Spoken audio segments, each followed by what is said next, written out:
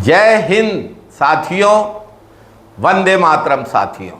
23 मार्च 1931 को शहीद आजम भगत सिंह, शहीद सुखदेव और शहीद राजगुरु को ब्रिटिश हुकूमत ने फांसी पर लटका दिया था। शहादत के समय शहीद आजम भगत सिंह की उम्र सिर्फ 23 साल थी। पूरी जिंदगी पड़ी थी उनके सामने, लेकिन उन्होंने राष्ट्रहित में अपना जीवन बलिदान कर दिया।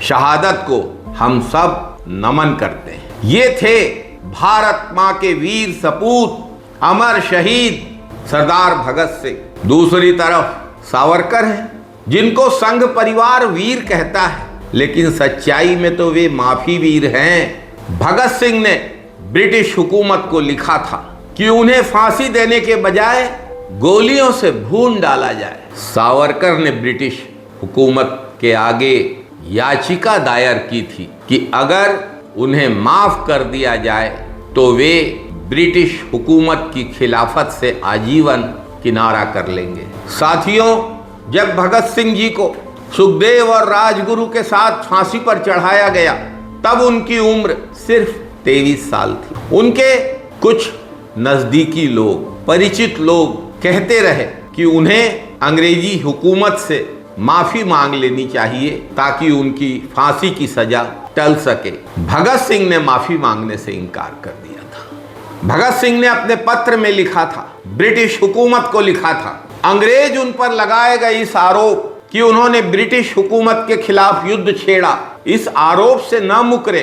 भगत सिंह ने अपने पत्र में लिखा है कि चूंकि मैं युद्ध छेड़ने का दोषी हूं, इसलिए मुझे फांसी की सजा नहीं, फायरिंग स्क्वाड के द्वारा गोली मारकर मौत दी जाए। भगत सिंह का ये पत्र भारत के बारे में उनके सपनों का एक दस्तावेज है। अपने पत्र में उन्होंने लिखा कि भारत को आजाद करने की जरूरत है। सिर्फ ब्रिटिश हुकूमत से नहीं, मेहनतकश जनता को भारत में पल रहे परजीवियों से भी आजाद करने की आवश्यकता है। भारतीय जनता पार्टी ने अपनी राष्ट्रीय कार्यकारिणी की बैठक में राष्ट्रवाद को एजेंडा बनाने की बात कही है। ऐसी परिस्थिति में यह बेहद आवश्यक हो जाता है कि हम भगत सिंह के राष्ट्रवाद और भारतीय जनता पार्टी के आदर्श पुरुष सावरकर के राष्ट्रवाद की तुलना करें। ये तुलना दोनों के द्वारा ब्रिटिश हुकूमत को लिखे गए पत्रों की तुलना से स्पष्ट हो जाएगी। सावरकर हिंदुत्व के विचार के जनक हैं। उन्होंने किताब लिखी है हिंदुत्व। भारतीय जनता पार्टी इस हिंदुत्व को अपना आदर्श मानती है।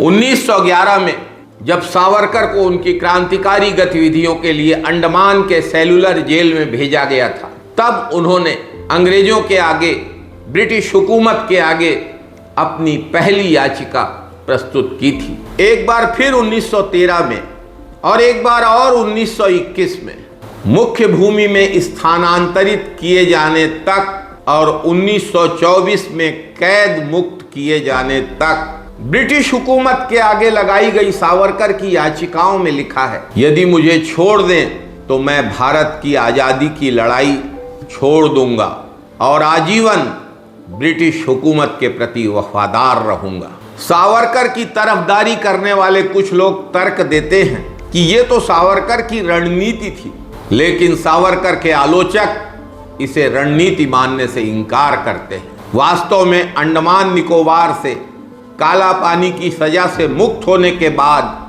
सावरकर ने अंग्रेजों के साथ किया गया अपना वादा निभाया, स्वतंत्रता संग्राम से दूर रहे और अंग्रेजी हुकूमत से पेंशन प्राप्त करते रहे। इतना ही नहीं, उन्होंने हिंदू और मुसलमानों के बीच फूट पैदा करने वाले हिंदुत्व के सिद्धांत को जन्म देकर अंग्रेजों की फूट डालो राज करो की नीति में उनकी मदद की। वास्तव में सावरकर के हिंदुत्व की विचारधारा मुस्लिम लीग की द्विराष्ट्रवाद सिद्धांत का ही दूसरा रूप थी। शहीद भगत सिंह द्वारा ब्रिटिश हुकूमत को लिखे गए पत्र और सावरकर की याचिका प्रस्तुत कर रहे हैं। आप स्वयं पढ़िए और स्वयं पढ़कर इसका मूल्यांकन करिए।